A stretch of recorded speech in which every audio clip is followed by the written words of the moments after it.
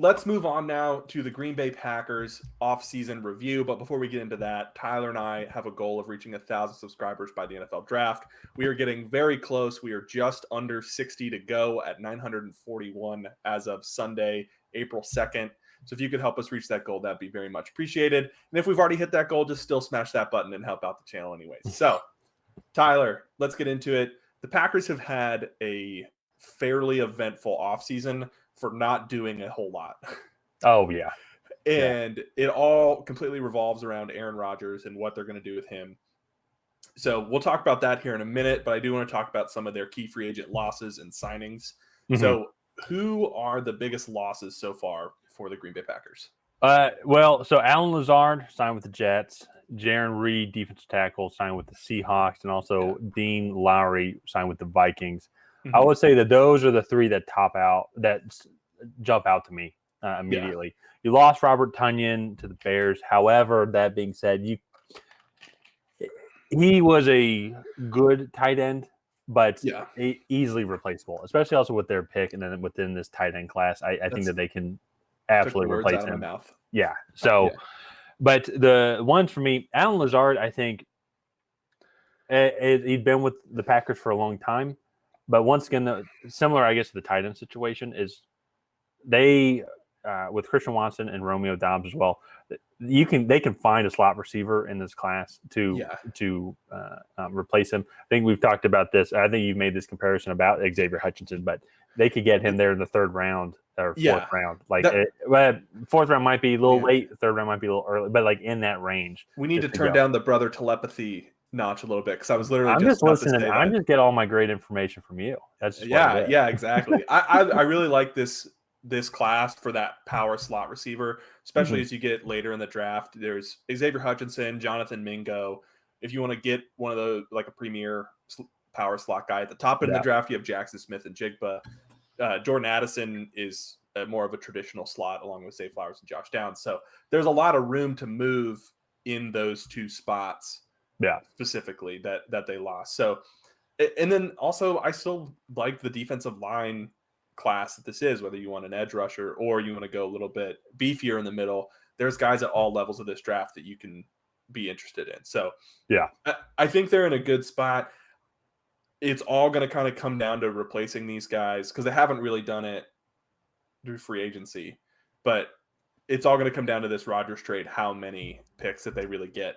So, you know what's fascinating about that with how little additions that they've had? Because even just on the NFL free agency tracker, they've only made 4 transactions according to them, and that includes re-signing players.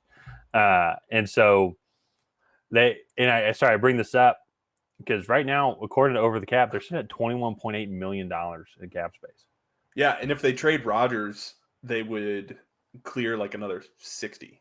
Yeah. Depending on, I know there's a lot of negotiations. Well, there's a lot of how much the Jets would pay.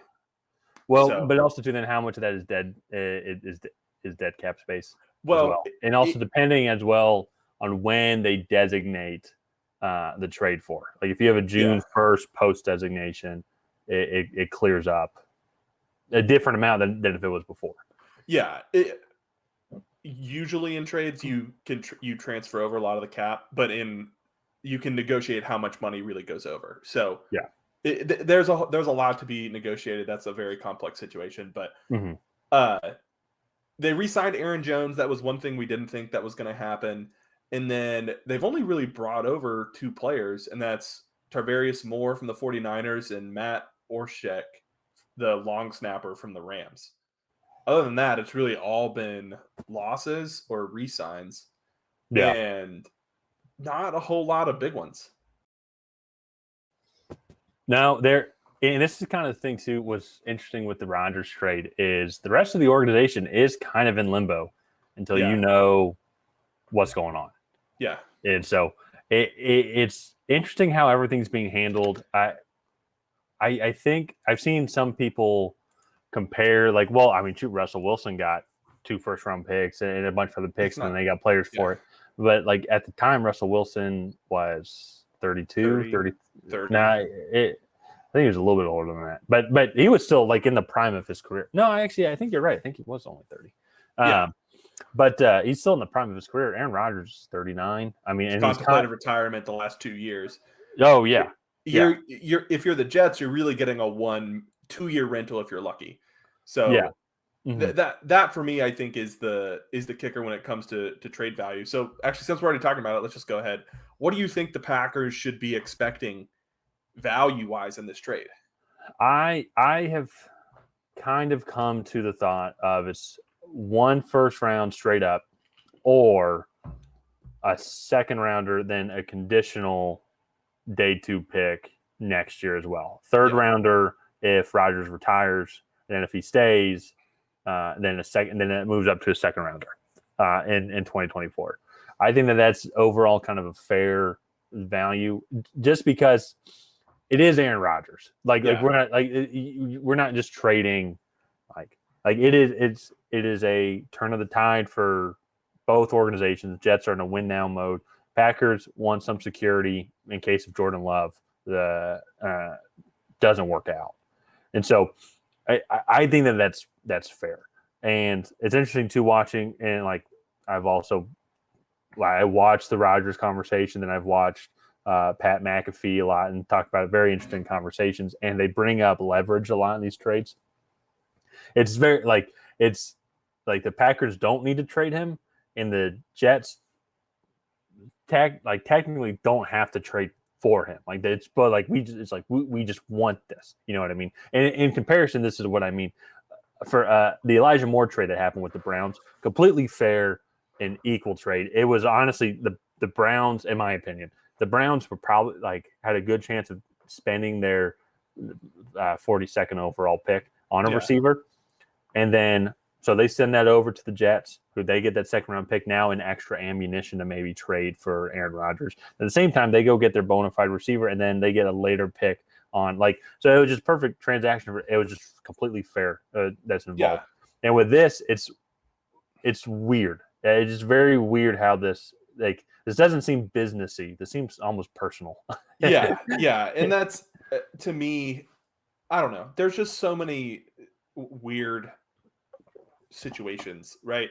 And it's kind of hard to even project what we want them to do in the draft, because we don't really know what they're going to have come April 27th. So it'll be really interesting to see how it plays out. I think if the Jets are going to offer up the 13th pick, the Packers are going to be sending Rodgers and then a 4th. Yeah. Right. And that's, And to me, I think that's fair. And then you don't have to worry about next year's draft. And then if you want to do a second, then I think if Rodgers plays in 2024, then you throw in a third, a conditional third, if Rodgers doesn't retire in the 2024 offseason. Yeah. To me, I don't know which one. If I'm the Packers GM, I don't know. It's tough to pass up a first round pick. But then at the same time, though, if you're doing a 1-for-1, and then let's say whoever you draft at 13, which is the Jets pick, is a bust, I almost would want just more picks. And then there's a bunch of day 2 picks that pan out. You can make an argument that there's probably you have about a 50% success rate. So about 50% of first round picks will sign a second contract with the team that they got drafted by. And it goes down to about 42% for the second round picks. Well, and in that 50%, how many of those are the top 5, top 10 picks? A lot of those guys are still playing second, third type contract. Yeah. So you don't have a lot of N'Keal Harrys running around. Yeah, that's true. I don't know if he'll get another contract.